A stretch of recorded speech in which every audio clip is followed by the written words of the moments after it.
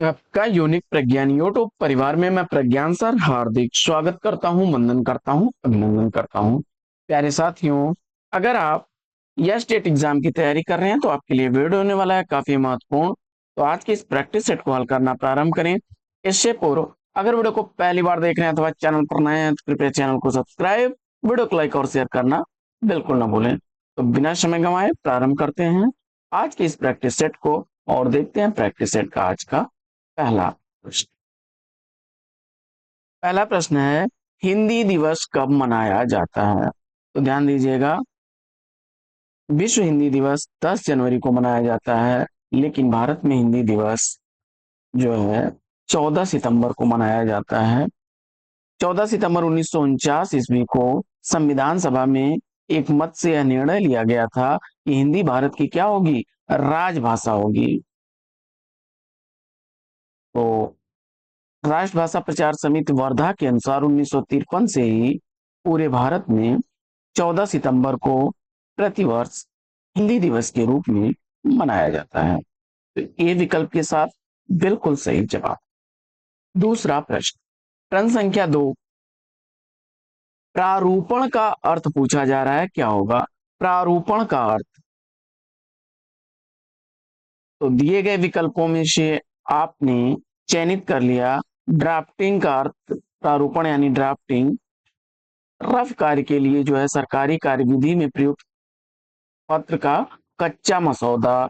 विकल्प सी बिल्कुल सही जवाब। प्रश्न संख्या 3, तीसरा प्रश्न है कि निम्नलिखित में से कौन सी ओज गुण से संपन्न रचना की परिभाषा भरत मुनि ने दी है?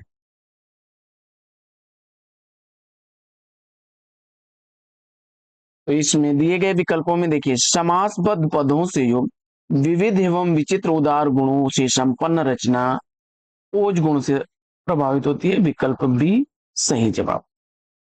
बढ़ते हैं चौथे प्रश्न की तरफ। चौथा प्रश्न है कि मनहु उमगी अंग अंग छवि छलक, तुलसीदास की इस पंक्ति में कौन सी शब्द शक्ति है? मनहु उमगी अंग अंग छवि छलक, तो उत्प्रेक्षा अलंकार से की यह पंक्ति है। और शब्द शक्ति की अगर बात की जाए तो इसमें व्यंजना शब्द शक्ति है। विकल्प सी राइट आंसर। पांचवा प्रश्न, प्रश्न संख्या 5 है कि आचार्य भरत मुनि ने काव्य दोषों की संख्या कितनी मानी है? आचार्य भरत मुनि के अनुसार काव्य दोषों की संख्या पूछा जा रहा है। तो भरत मुनि के अनुसार कितने काव्य दोष हैं? तो उन्होंने 10 काव्य दोषों की चर्चा की है। भरत मुनि के अनुसार काव्य दोष कितने हैं? 10 हैं। 10 काव्य दोष हैं। मम्मट के अनुसार 3 काव्य दोष हैं। आचार्य मम्मट के अनुसार भामा ने भी 3 प्रकार के काव्य दोष बताए हैं।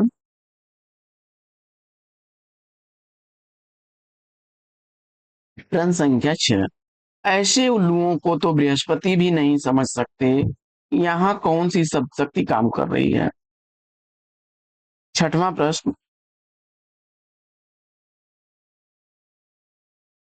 छठवें प्रश्न का सही जवाब लक्षणा शब्द शक्ति अगर आपने सेलेक्ट कर लिया, सही जवाब है विकल्प बी। प्रश्न संख्या 7 है कि जब अर्थ का ग्रहण अभिधा से न हो किंतु उससे संबंध हो तो अर्थ ग्रहण करने वाली शब्द शक्ति क्या कहलाएगी? जवाब में आपने सेलेक्ट कर लिया है किसको? लक्षणा शब्द शक्ति को। सी विकल्प का चयन करके बिल्कुल सही जवाब दिया। आइए बढ़ते हैं प्रश्न संख्या 8 की तरफ। आठवां प्रश्न है, वह तोड़ती पत्थर देखा उसे मैंने इलाहाबाद के पथ पर में कौन सी शब्द शक्ति है? वह तोड़ती पत्थर देखा उसे मैंने इलाहाबाद के पथ पर, इन पंक्तियों में शब्द शक्ति की अगर बात की जाए तो आपने चयनित कर लिया है किसको? अभिधा शब्द शक्ति। विकल्प सी को तो राइट आंसर के साथ हैं आप। बढ़ते हैं 9वें प्रश्न की तरफ। प्रश्न संख्या 9 है कि साहित्य दर्पण किसकी रचना है?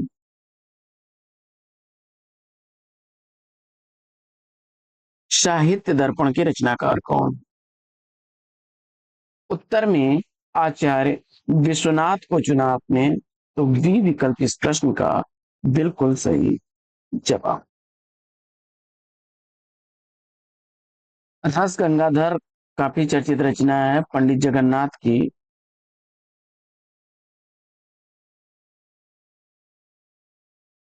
आइए बढ़ते हैं आगे और देखते हैं अगला प्रश्न।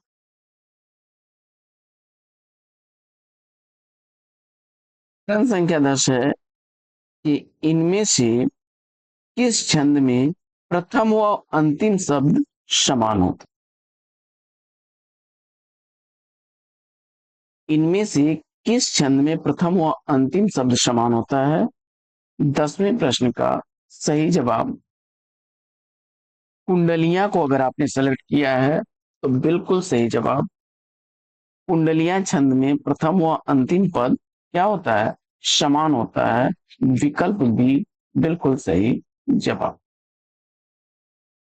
यह मात्रिक विषम संयुक्त छंद होता है 6 चरणों में।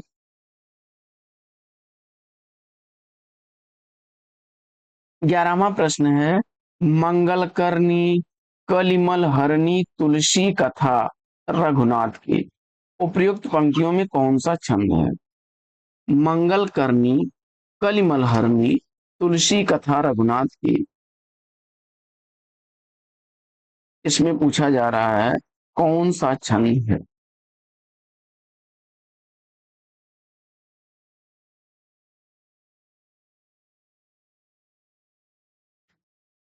और दिए गए विकल्पों में हरिगीत का छंद चुन करके सही जवाब दिया विकल्प ए। 12वां प्रश्न, प्रश्न संख्या 12 है, मैं राज्य की चाह नहीं करूंगा, है जो तुम्हें इष्ट वही करूंगा, संतान जो सत्यवती जनेगी, राज्याधिकारी वही बनेगी। पंक्तियों में प्रयुक्त छंद पूछा जा रहा है 12वें प्रश्न का सही जवाब।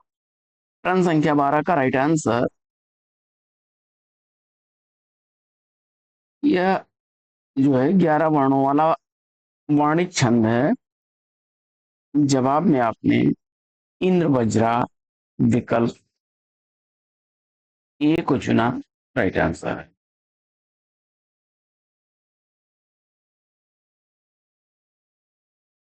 प्रश्न संख्या 13, 31 या इससे अधिक वर्णों के चरण वाला छंद क्या कहलाता है?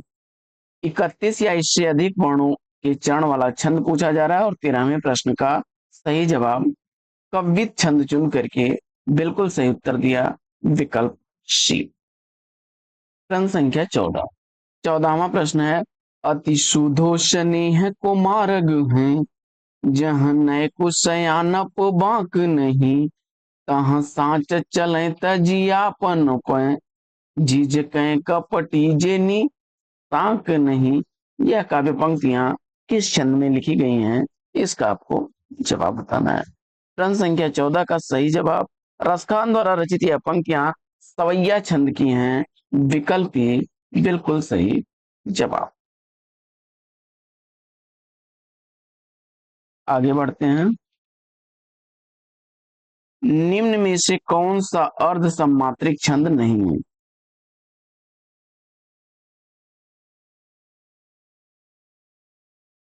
15वें प्रश्न का सही जवाब, छप्पे को चुना आपने, यह विषम मात्रिक छंद है। छप्पे विषम मात्रिक छंद है। विकल्प डी इसका राइट आंसर हो जाएगा।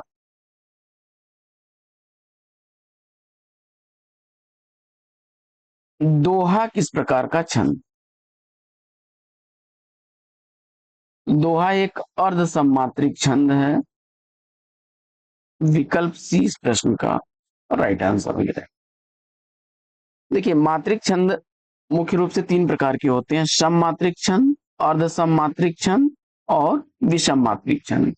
सम मात्रिक छंद जो होता है, सम मात्रिक छंद, इसमें आप चौपाई को रख सकते हैं। चौपाई है, रूला है, गीतिका है, हर गीतिका, हर गीतिका।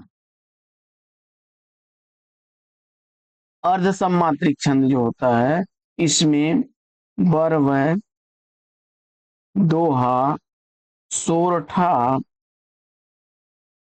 उलाला, विषम मात्रिक छंदों में कुंडलियां हो गया, छप्पय हो गया। अगला प्रश्न, प्रश्न संख्या 17 है, अवधि शिला का उस पर था गुरुभार, तिल तिल काट रही थी दृग जलधार। प्रस्तुत पंक्तियों में कौन सा छंद है? प्रस्तुत पंक्तियों में कौन सा छंद है? प्रश्न संख्या 17 का सही जवाब चयन।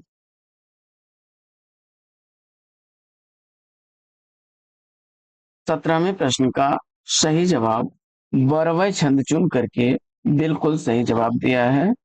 इसके विषम चरणों में 12-12 मात्राएं और सम चरणों में 7 मात्राएं होती हैं।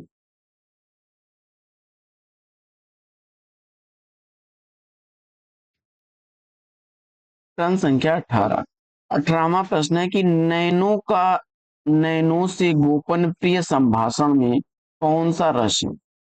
प्रश्न संख्या 18 का सही जवाब।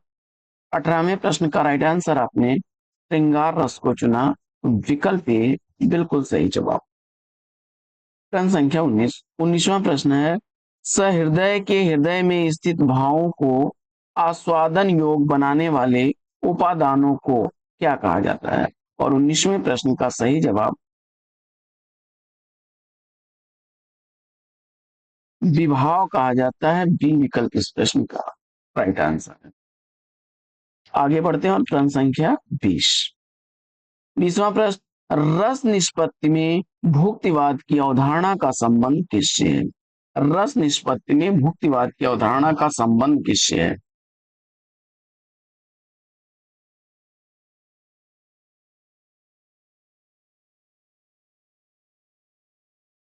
भट्ट नायक उत्तर चुन करके राइट आंसर दिया है आपने। देखिए, लोलट ने आरोपवाद, आरोपवाद या उत्पत्तिवाद, उत्पत्तिवाद की अवधारणा दी, और अनुमितिवाद की अवधारणा दी है, अनुमितिवाद की अवधारणा दी है आचार्य शंकुक ने। अभिनव गुप्त ने अभिव्यक्तिवाद की अवधारणा दी है, अभिव्यक्तिवाद की अवधारणा दी। आगे बढ़ते हैं और देखते हैं अगला प्रश्न।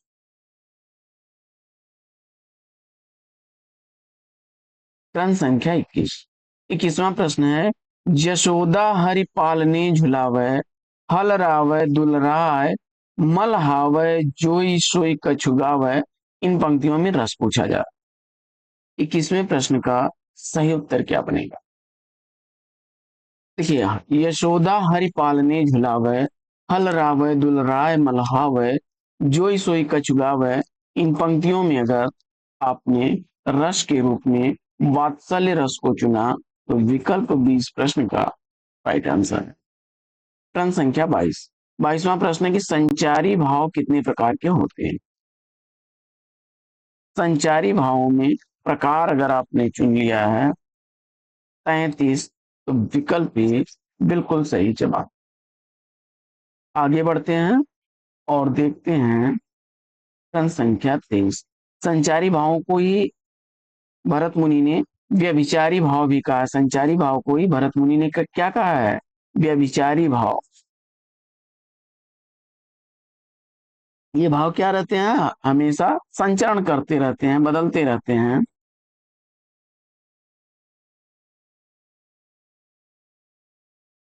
रस को काव्य का क्या माना है? तो रस को जो है काव्य की आत्मा माना जाता है। रस को ही ब्रह्मानंद सहोदर भट्टनायक ने कहा था। तो रस को काव्य की आत्मा आचार्य विश्वनाथ ने कही है। काव्य की आत्मा विश्वनाथ ने कही है। और ब्रह्मानंद सहोदर कहा है भट्टनायक ने। भट्टनायक ने रस को क्या कहा है? ब्रह्मानंद सहोदर, ब्रह्मानंद सहोदर।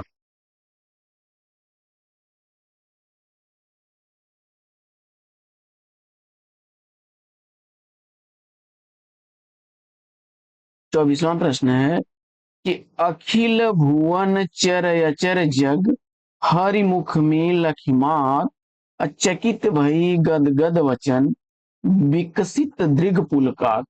इन पंक्तियों में निहित रस पूछा जा रहा है आपसे। प्रश्न संख्या 24 का सही जवाब।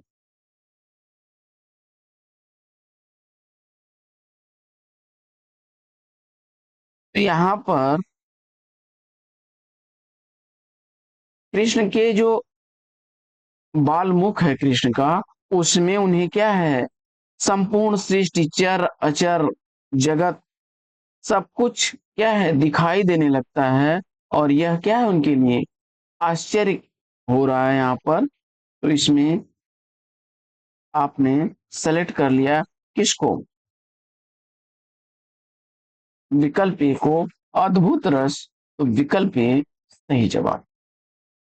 25वां प्रश्न है कि निम्नलिखित वाक्य में विधेय का सही विकल्प पहचानिए। दिए गए विकल्पों में विधेय पहचानना आपको। सुंदर मोर बहुत देर से नाच रहा है। सुंदर मोर बहुत देर से नाच रहा है 25वें प्रश्न का सही जवाब।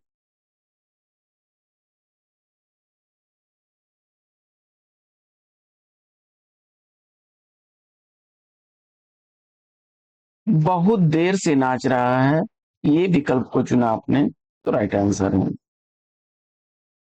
सुंदर मोर शब्द इसमें क्या हो जाएगा, उद्देश्य हो जाएगा।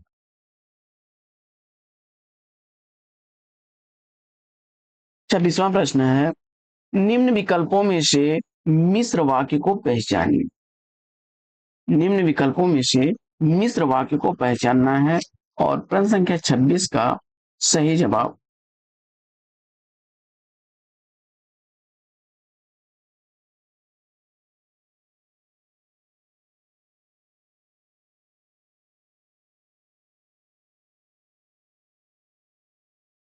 जब तुम 10वीं कक्षा अच्छे अंक से पास हो जाओगे तब तुम्हें कॉलेज में दाखिला मिल जाएगा। देखिए मिश्र वाक्य में क्या होता है कि एक से अधिक साधारण वाक्य होते हैं और इसमें होता क्या है कि एक प्रधान उपवाक्य होता है और दूसरा उस पर आश्रित रहता है। तो यहाँ पर कहा जा रहा है कि जब तुम 10वीं कक्षा अच्छे अंकों से पास हो जाओगे तब तुम्हें कॉलेज में दाखिला मिल जाएगा। विकल्प ए राइट आंसर हो जाएगा। आगे बढ़ते हैं, फिर वही बात है कि निम्न विकल्पों में से मिश्र वाक्य पहचानना है। प्रश्न संख्या 27 में मिश्र वाक्य पहचानिए।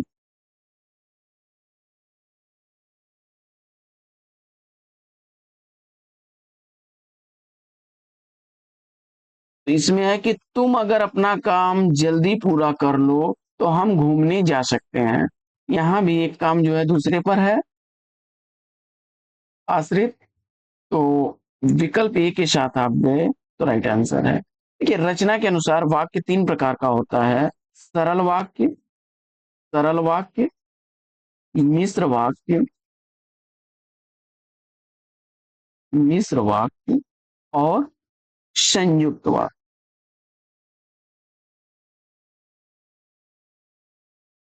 संयुक्त वाक्य, ये तीन भेद हैं रचना के अनुसार। अर्थ के अनुसार वाक्यों के 8 भेद होते हैं, जिसमें विधिवाचक, निषेधवाचक, आज्ञावाचक, प्रश्नवाचक, विस्मयवाचक, संदेहवाचक, इच्छावाचक और संकेतवाचक, ये 8 भेद माने गए हैं। क्रम याद रखिएगा, विधिवाचक, निषेधवाचक, आज्ञावाचक, प्रश्नवाचक, विस्मयवाचक, संदेहवाचक, इच्छावाचक और संकेतवाचक। अगला प्रश्न फिर वही है कि निम्न विकल्पों में से मिश्र वाक्य की पहचान करनी है। 28वें प्रश्न का सही जवाब।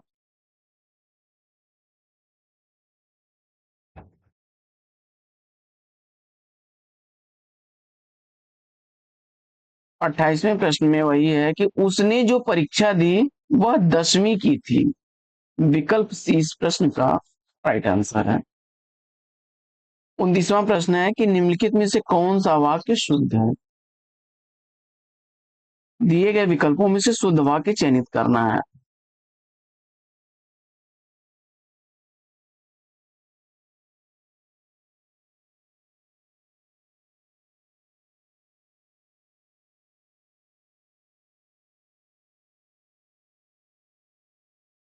तो मैंने पार्टी में 8-10 रसगुल्ला नहीं बल्कि रसगुल्ले खाए। यह शुद्ध नहीं है। प्रेम का मूल्य आंका नहीं जा सकता, विकल्प बी ही इस प्रश्न का राइट आंसर है।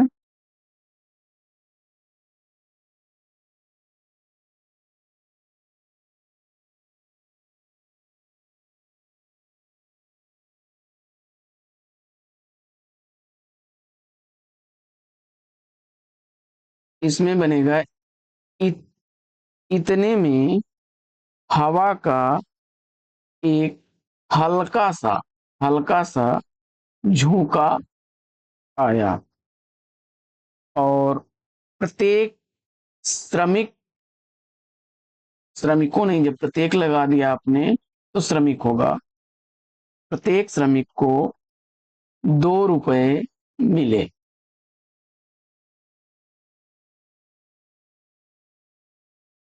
अगला प्रश्न,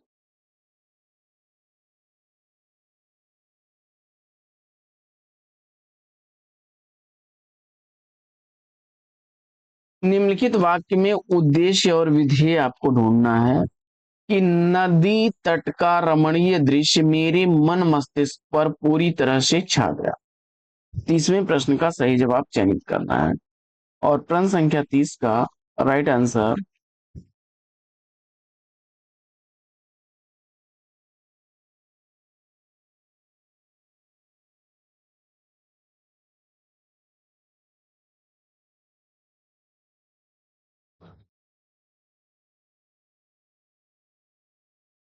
नदी तट का रमणीय दृश्य, नदी तट का रमणीय दृश्य, यह तो हो गया आपका उद्देश्य।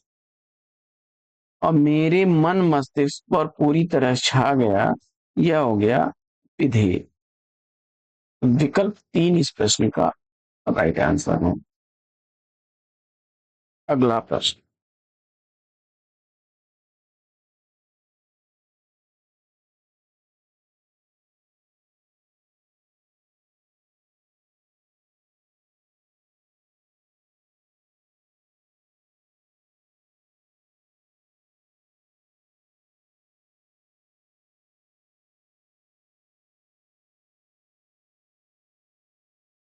प्रश्न संख्या 31,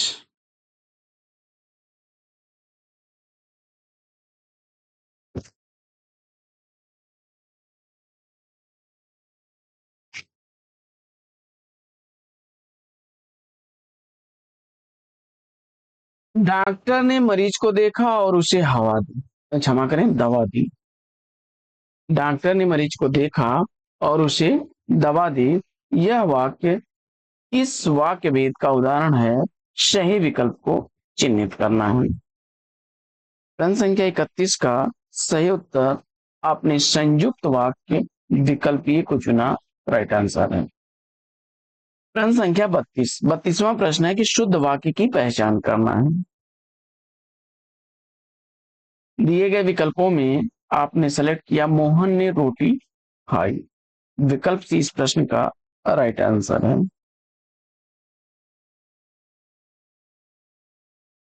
देखिए इसमें होगा मैंने तुमको देखा, इसमें होगा राम लिख चुका, और गोपाल ने मुझे 2 कलम दिए, गोपाल ने मुझे 2 कलम दिए, तो विकल्प सी इस प्रश्न का राइट आंसर है। आगे शुद्ध वाक्य चयनित करना है प्रश्न संख्या 33 में। 33वें प्रश्न में राइट आंसर चयनित करिए, फटाफट उत्तर चयनित करते हैं हम लोग। तो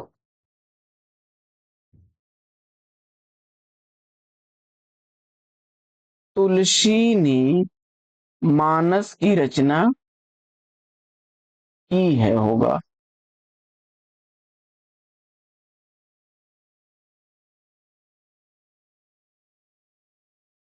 तो इसमें अपराधी को मृत्यु दंड दिया गया, विकल्प बी सही जवाब है। काल चक्र से बचना संभव नहीं, काल चक्र से बचना संभव नहीं है, यहाँ पर पहिए का कोई मतलब नहीं है, काल चक्र से बचना संभव नहीं है। और अगला है कि लक्ष्मण के मूर्छित होने पर, लक्ष्मण के मूर्छित होने पर राम विलाप करने लगे, राम विलाप करने लगे। विलाप का अर्थ ही होता है रोना। प्रश्न संख्या 34, बताओ कि तुम कब लौटे, वाक्य का सरल वाक्य में परिवर्तन क्या बनेगा। तो जवाब में आप कह सकते हैं कि अपने लौटने का समय बताओ, विकल्प डी।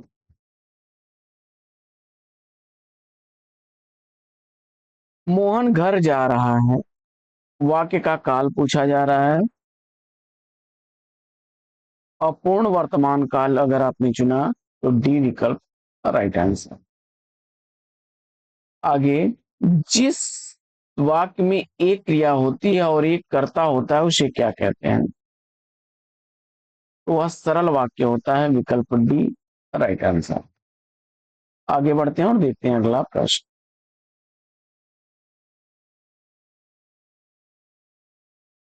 अगला प्रश्न है कि आकाश पाताल एक करना मुहावरा किस अर्थ में प्रयुक्त होता है। आकाश पाताल एक करना मुहावरा किस अर्थ में प्रयुक्त होगा।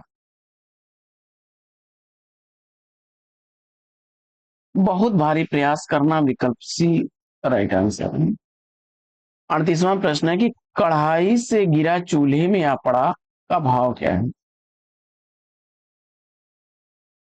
एक विपत्ति से निकल करके क्या है दूसरी विपत्ति में पड़ना, विकल्प इस प्रश्न का राइट आंसर। अगला प्रश्न है प्रश्न संख्या 39,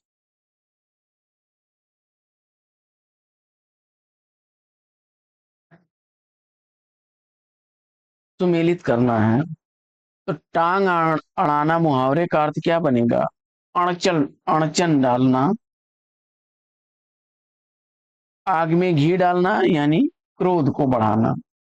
दाल न गलना, वश न चलना। और कान भरना यानी चुगली करना।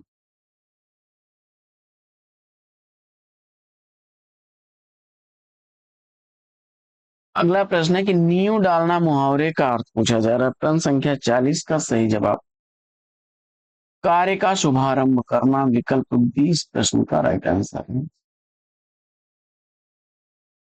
अगला प्रश्न है कि आधा तीतर आधा बटेर का भावार्थ पूछा जा रहा है। प्रश्न संख्या 41 का सही जवाब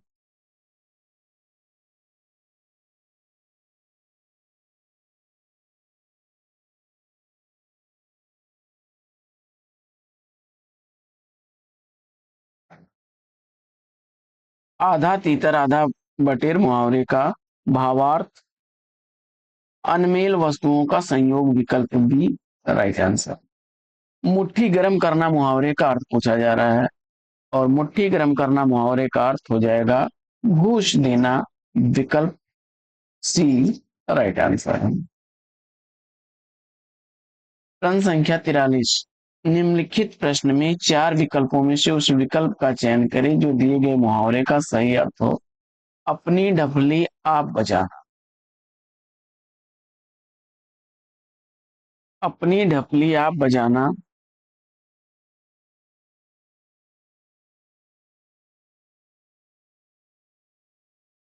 अपने मन की करना, विकल्प ए सही जवाब। आगे प्रश्न संख्या 44 है कि निम्नलिखित में से किस मुहावरे का अर्थ गलत है।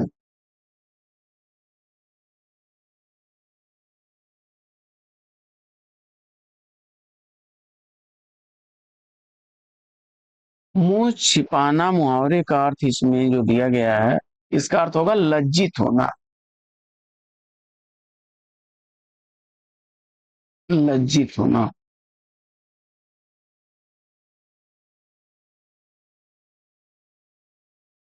बाकी कान भरना तो पीठ पीछे शिकायत करना, दांत काटी रोटी यानी गहरी दोस्ती, और सिर उठाना यानी विरोध में खड़ा होना। अगला प्रश्न है कि निम्नलिखित शब्दों में से उसके समास के साथ सुमेलित की।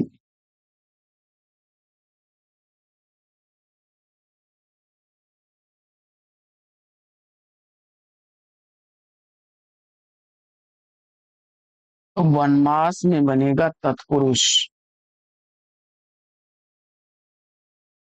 दान पुण्य में है द्वंद्व। आगे बढ़ते हैं।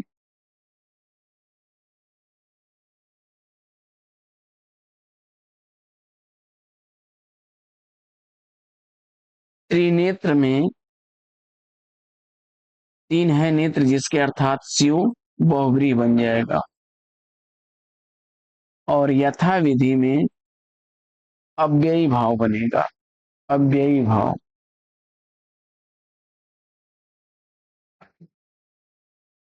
बढ़ते हैं आगे और देखते हैं प्रश्न संख्या 46। जय पराजय में समास पूछा जा रहा है।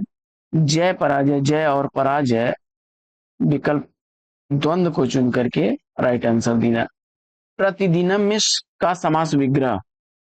प्रतिदिनम का समास विग्रह दिनम दिनम प्रति, विकल्प बी राइट आंसर। अगला प्रश्न है कि इनमें से कौन सा शब्द बहुब्री समास का उदाहरण है। पीतांबर शब्द है बहुब्री का उदाहरण। पीत है अंबर जिसका अर्थात कृष्ण, विकल्प ए राइट आंसर हो जाएगा। प्रश्न संख्या 49 है कि जिस कर्मधारय का पूर्व पद संख्या बोधक हो वहां कौन सा समास होता है। प्रश्न संख्या 49 का राइट आंसर आपने इसको चुन लिया, विकल्प सी द्विगु समास को चुना तो राइट आंसर है। अगला प्रश्न है कि उत्तर दक्षिण में कौन सा समास होगा। प्रश्न संख्या 50 का सही जवाब द्वंद्व समास, विकल्प बी को चुन लिया तो राइट आंसर है आपका। आगे बढ़ते हैं और देखते हैं प्रश्न संख्या 51 की निम्न विकल्पों में से उस विकल्प का चयन कीजिए जो दिए गए समस्त पद के सही कर्ण तत्पुरुष का विकल्प है। प्रश्न संख्या 51 का सही जवाब भय से आकुल, विकल्प बी को चुना तो राइट आंसर हो जाएगा। आगे अव्ययी भाव समास का उदाहरण पूछा जा रहा है। प्रश्न संख्या 52 का सही जवाब रातों रात, विकल्प ए को चुन लिया तो सही जवाब है आपका। प्रश्न संख्या 53 है कि पावन शब्द का संधि विच्छेद क्या होगा। पावन शब्द का संधि विच्छेद पूछा जा रहा है। अयात संधि का उदाहरण है पौधन अन्न, पावन शी विकल्प बिल्कुल सही जवाब। रीति धन अनुसार रीत्यानुसार संधि बनेगी। रीति धन अनुसार रीत्यानुसार जब ई उ री के बाद कोई भी भिन्न स्वर आता है तो वहां पर क्या है, ई का य बन जाता है, उ का व बन जाता है और री का र बन जाता है। यह यण संधि का उदाहरण है रीत्यानुसार, विकल्प प्रश्न संख्या 54 का सही जवाब रीत्यानुसार, विकल्प जी। अगला प्रश्न है इनमें से कौन सा संधि विच्छेद सही नहीं है।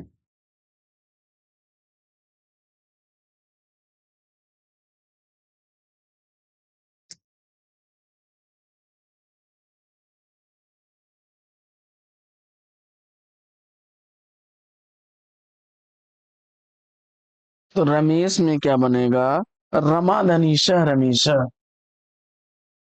रमा धन ईश, रमेश बनेगा।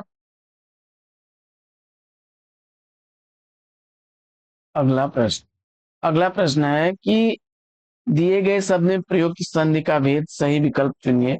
जगन्नाथ का संधि विच्छेद इसमें कौन सा होगा। तो आप जानते हैं जगत धननाथ, जगन्नाथ, डी विकल्प राइट आंसर हो जाएगा। आगे बढ़ते हैं और देखते हैं अगला प्रश्न। अगला प्रश्न है भानुदय। भानुदय में पूछा जा रहा है। तो भानुधनुदय, भानुदय विकल्प ए राइट आंसर। अगला प्रश्न है कि निम्नलिखित में से अयादि संधि का उदाहरण कौन सा नहीं है। तो वाक धन ईश व्यंजन संधि का उदाहरण है वागीश, विकल्प डी राइट आंसर है। बाकी नय धनक नायक, नवधनिक नाविक और नवधनिका नाविका।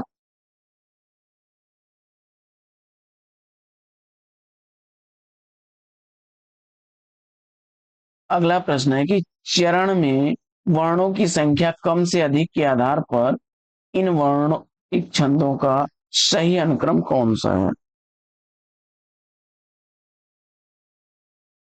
तो इंद्र वज्रा में 11 वर्ण होते हैं। वसंत तिलका में वर्णों की संख्या कितनी होती है, 14 होती है। और मंदा क्रांता में 17 वर्ण होते हैं। जबकि शार्दुल विक्रीडित में 19 वर्ण होते हैं। 60वां प्रश्न है कि मात्रिक छंदों में मात्रा कितने प्रकार की होती है। तो मात्रिक छंदों में हर्ष और दीर्घ दो तरह की मात्राएं होती हैं। क्रम संख्या 61। अवधि का निजी छंद। अवधि का निजी छंद बरवय है, विकल्प ए सही जवाब। अगला प्रश्न है निम्नलिखित में से एक वाक्य त्रुटिपूर्ण है। क्रम संख्या 62 का सही जवाब। विद्या सदी, विद्या सदैव नहीं बल्कि सदैव रहने वाला धन होता है, विकल्प सी। आगे निम्नलिखित में से एक वाक्य अशुद्ध है।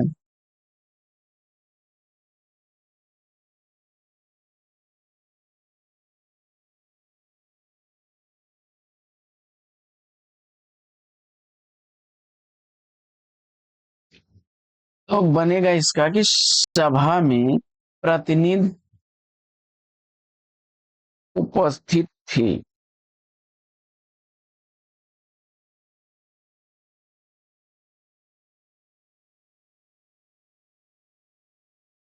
विकल्प डी इसका राइट आंसर हो जाएगा।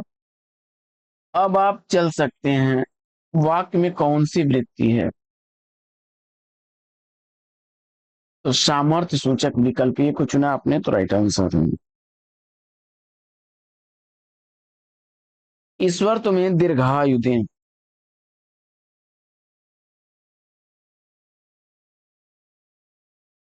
इसमें इच्छावाचक वाक्य हो जाएगा, विकल्प सी राइट आंसर। अगला प्रश्न है कि शीला आई और अंधे को सहारा दिया, यह वाक्य किस वाक्य भेद का उदाहरण है। सही विकल्प चयनित करना है। शीला आई और अंधे को सहारा दिया संयुक्त वाक्य का उदाहरण है, विकल्प ए राइट आंसर। अगला प्रश्न है कि हाथ से रस में के कुल कितने भेद हैं। तो हाथ से रस के भेदों में 6 भेद माना गया है। स्मित, विहसित,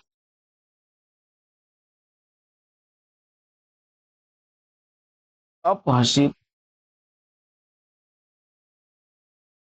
हसित, अवहसित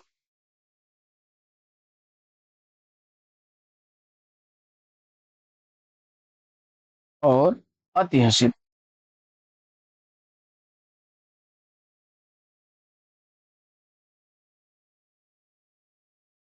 स्मित, विहसित, अपहसित, हसित, अवहसित और अतिहसित। बढ़ते आगे और देखते हैं अगला प्रश्न।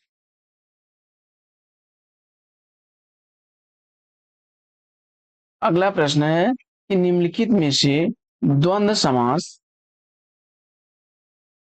बताइए,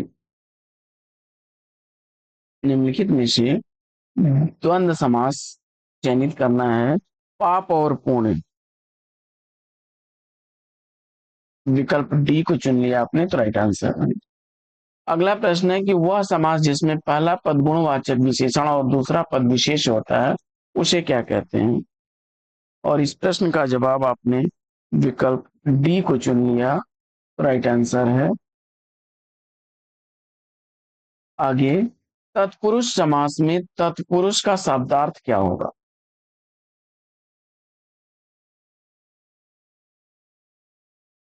तत्पुरुष का अर्थ होगा उसका पुरुष, विकल्प बी। अगला प्रश्न, अभिषेक में कौन सी संधि बनेगी? तो अभिधन से व्यंजन संधि का उदाहरण है, विकल्प बी राइट आंसर। अत्युक्ति में संधि पूछा जा रहा है तो यण संधि बनेगी, विकल्प सी राइट आंसर। अतिधनोक्ति, अतियुक्ति। आगे, निम्नलिखित में से किस शब्द में स्वर संधि है? भानुधन उदय, विकल्प सी राइट आंसर। नमः धनकार नमस्कार बनेगा और जगत धनीश जगदीश बनेगा। दो धन लभ दुर्लभ बनेगा, विसर्ग संधि है इसमें दुर्लभ में, और विसर्ग संधि है नमस्कार में भी, और व्यंजन संधि है जगदीश में। अगला प्रश्न है कि यदि अ या आ के बाद ई आए तो दोनों मिलकर ये हो जाते हैं स्वर संधि में, यह किस संधि का उदाहरण है? प्रश्न संख्या 74 का सही जवाब गुण संधि को चुना आपने तो सी विकल्प राइट आंसर। अगला प्रश्न है कि जो व्याकरण जानता है उसके लिए एक शब्द आपको सेलेक्ट करना है और 75 का सी राइट आंसर बनेगा, व्याकरण। अगला प्रश्न है कि जहां प्रलाप का आशय दुखी या क्रोधित होकर व्यर्थ की बातें बोलना है वहीं विलाप से क्या आशय होगा? प्रश्न संख्या 76 का सही जवाब रो रोकर अपना दुख कहते जाना, विकल्प ए राइट आंसर है।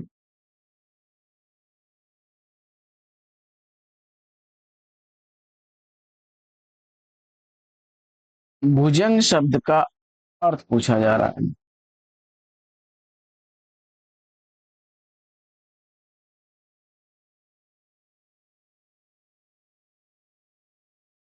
जवाब में आपने सांप, विकल्प बी को चुना तो राइट आंसर। भारतीय संविधान में किस भाषा को राजभाषा के रूप में स्वीकार किया गया है?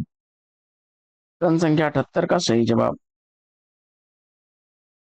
संविधान के भाग 17 में अनुच्छेद 343 के अनुसार संघ की राजभाषा हिंदी व लिपि देवनागरी होगी, विकल्प सी राइट आंसर। संक्षेपण मूल पाठ से कितने कम शब्दों में लिखना चाहिए? लगभग एक तिहाई, विकल्प बी को चुना आपने तो राइट आंसर है। आगे बढ़ते हैं और देखते हैं अगला प्रश्न।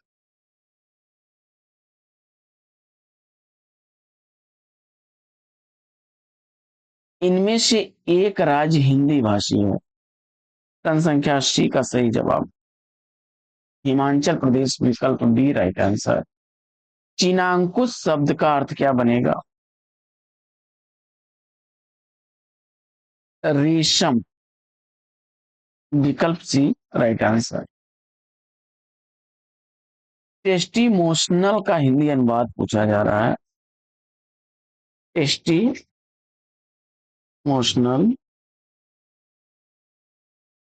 और तन संख्या 81 का सही जवाब प्रशंसा पत्र, टेस्टिमोनियल, टेस्टिमोनियल यानी प्रशंसा पत्र। अमर्ख क्या है?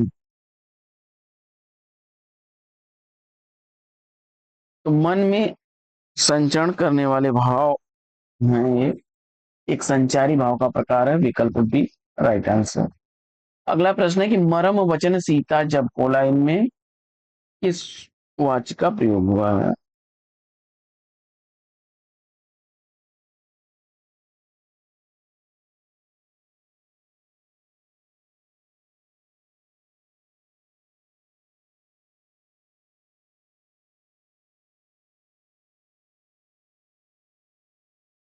तो प्रश्न संख्या 84 का सही जवाब, यह देखिए, बोली होना चाहिए। अगर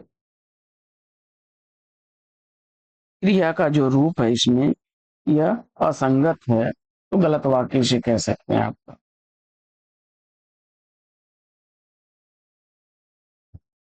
अगला प्रश्न, निम्नलिखित में से कौन सा वाक्य कर्मवाच्य का उदाहरण है?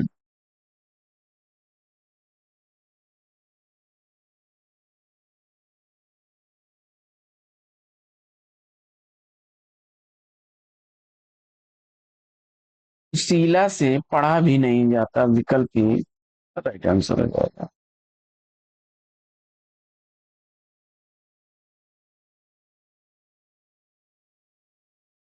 अगला प्रश्न है कि निम्नलिखित में से कौन सा कर्तवाच्य नहीं दर्शाता?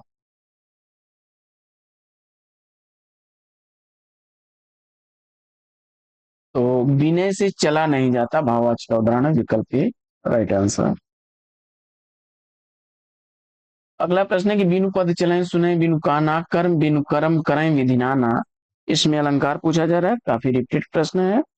और विभावना अलंकार चुन करके इस प्रश्न का आपने सही जवाब दिया, विकल्प ए।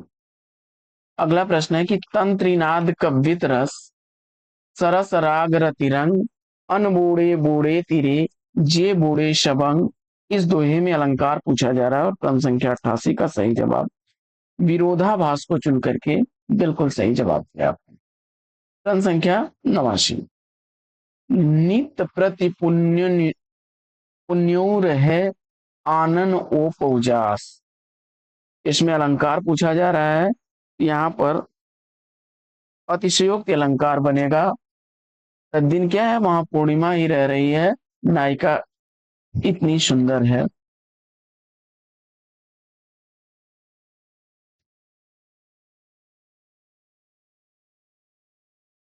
अगला प्रश्न है कि निम्नलिखित पद्यांश में अलंकार बताना है कि झरनों का पानी लेकर गज छिड़क रहे मतवाले, अब मानो जल बरस रहे हो सावन घन काले काले।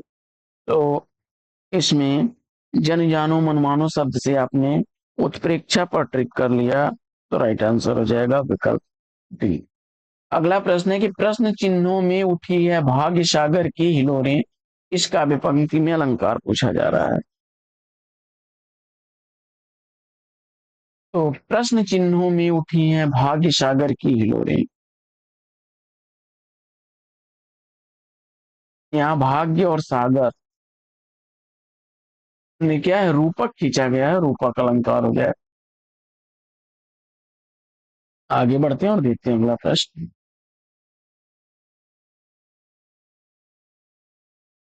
अगला प्रश्न है कि मुख कमल समीप सजे थे दो किसलय दल पुरैन के,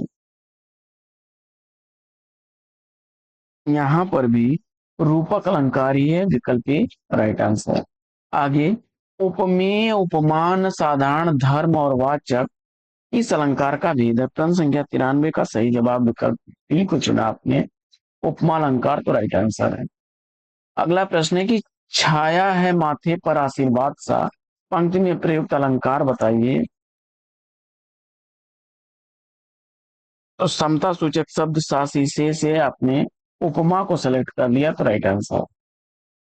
आगे, सो शिव धनु मृणाल की नाई अतोरहु राम गणे न गोसाई, इस अलंकार का प्रयोग किया गया है। जवाब में उपमा चुना आपने, तो राइट आंसर है। अगला प्रश्न है कि कुलन में केली में कछारन में कुंजन में क्यारिन में कलित कलीन कीलकंठ है, अलंकार कौन सा है? अनुप्रास अलंकार का उदाहरण है यह, विकल्प ए राइट आंसर। जहां उपमा अलंकार का सौंदर्य अर्थ में नियुक्त हो वहां कौन सा अलंकार होता है? तो वहां अर्थालंकार होगा। अगला प्रश्न है कि अलंकारों की महत्ता के संबंध में इनमें से कौन सा कथन सही नहीं है।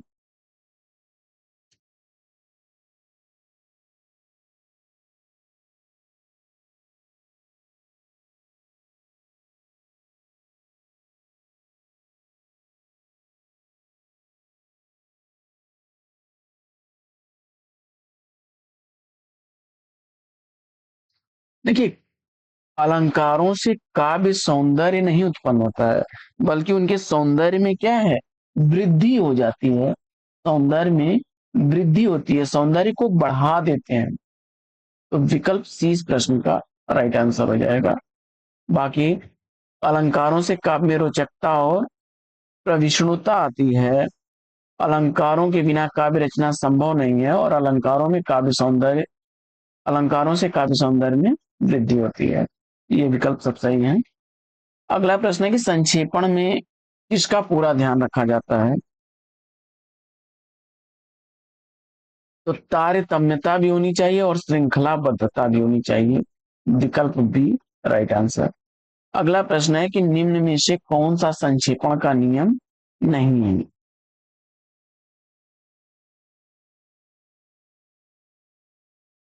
तो सर्वप्रथम मूल गद्यांश को ध्यानपूर्वक पढ़कर उसका भावार्थ समझना, मूल गद्यांश की महत्वपूर्ण बातें शब्दों, वाक्यों और वाक्यांशों को रेखांकित कर लेना, और आवश्यक और प्रमुख विचारों का चयन करने के बाद उन्हें अपनी भाषा में लिखनी चाहिए। ये तो सही है सब। संक्षेपण में भाषा शैली प्रथम पुरुष में होनी चाहिए, यह नियम नहीं है। उत्तम पुरुष में होनी चाहिए। विकल्प डी इसका राइट आंसर हो जाएगा।